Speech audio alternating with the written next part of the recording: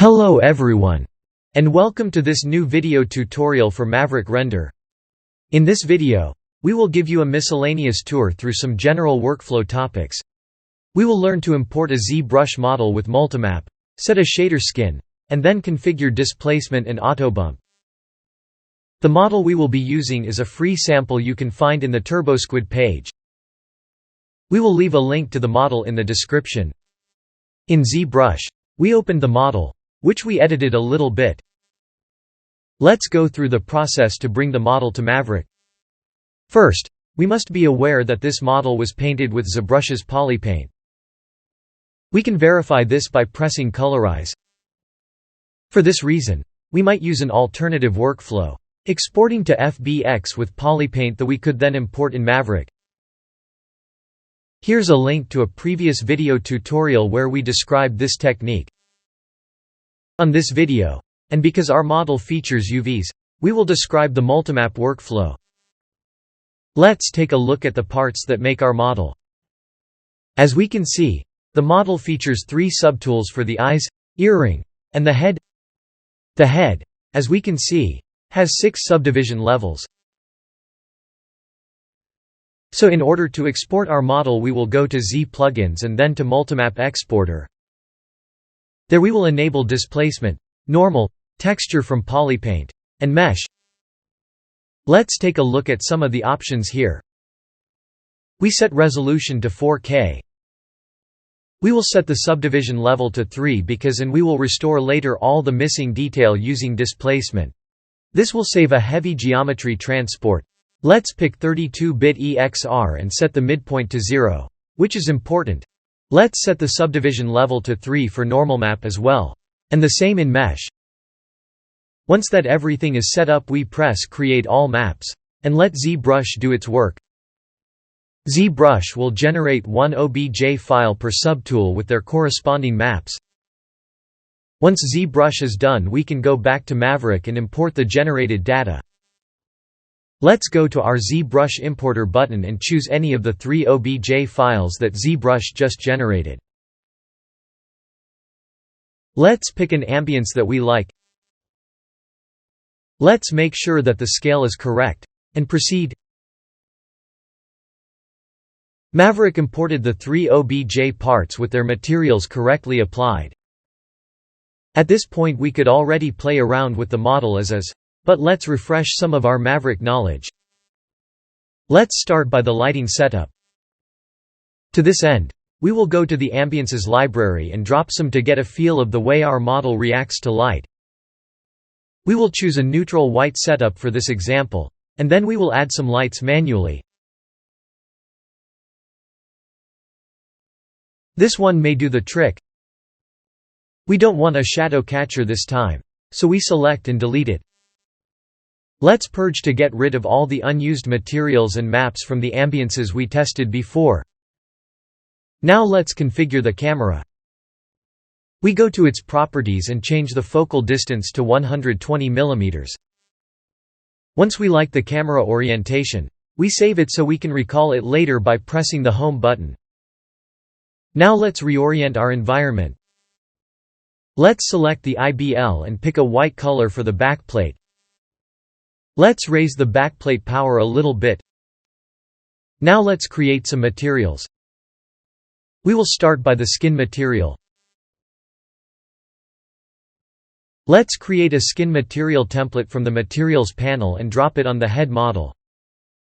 Now let's apply the diffuse map from the original material to our newly created skin template. We can do this by simply dropping the texture on the diffuse color map slot. We will not set a normal map, since we will be using displacement and autobump in a little bit.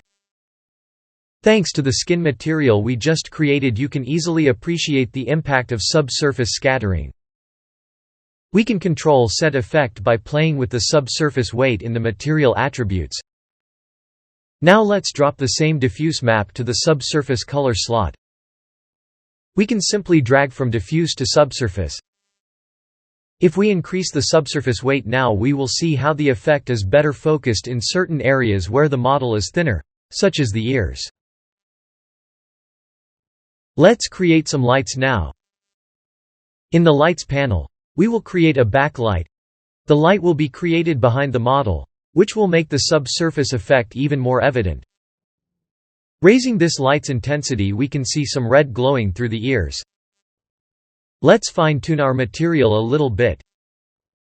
Let's adjust the subsurface and diffuse weights. Subsurface scattering is spectral in Maverick, and with the radius attribute we can enhance the tonal shift in the skin surface. These three XYZ attributes roughly correspond to red, green and blue. If we play with the sliders, we can easily see their effect on the image, allowing for very subtle yet rich nuances.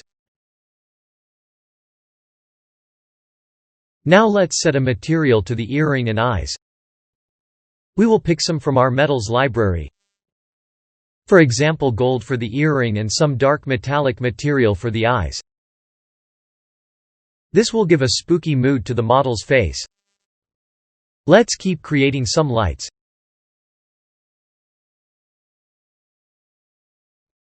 We will create a spotlight and enable the Normalight tool with the toolbar button in the Lights panel or with the shortcut key A.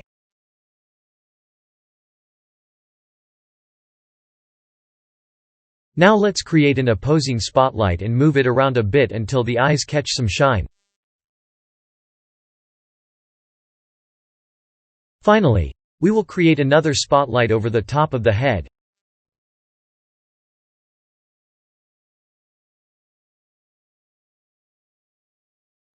With this basic light setup, we will enable Light Mixer.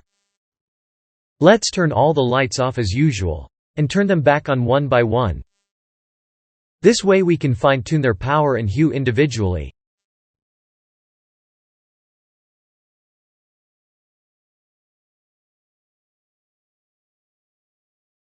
When we're satisfied with the result, we can simply consolidate our changes. We're almost done, but our model is still missing displacement. Let's purge from the Materials panel again. Now let's drop our EXR displacement map into this panel. Once the map is in the scene, let's select the head, right-click on the map, and select Activate Displacement with this map. Displacement will often not look good without proper height adjustments. With double-click we get to the head's attributes. We can alternatively select the head in the Objects panel. In the Displacement rollup, the first thing we must do is set midpoint to 0. As you probably remember, we set midpoint to 0 on Zbrush and Maverick must match that. Now let's decrease the displacement height as it is noticeably too strong. Let's go from 1 cm to 1 mm. Now, autobump seems to be accordingly too high. If we cancel autobump, we can isolate the coarse component of our displacement. If we progressively increase autobump, we will see how fine details emerge. We can slide this control until we like the result. For a clearer view, let's create and apply a temporary clay material. Let's create a plaster template and drop it on the head to see the geometry details clearly. Again, we start by cancelling and then increasing autobump progressively.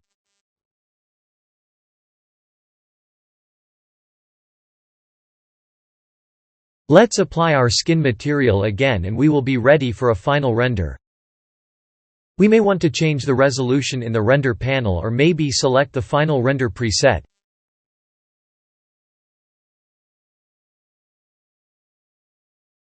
This is all for this tutorial, where we learned how to get to Maverick from Zbrush using the multimap workflow. We also refreshed our knowledge on material and light creation and application. We hope that this video was helpful and encourage you to share your results with us. That's all for today. Have fun rendering with Maverick.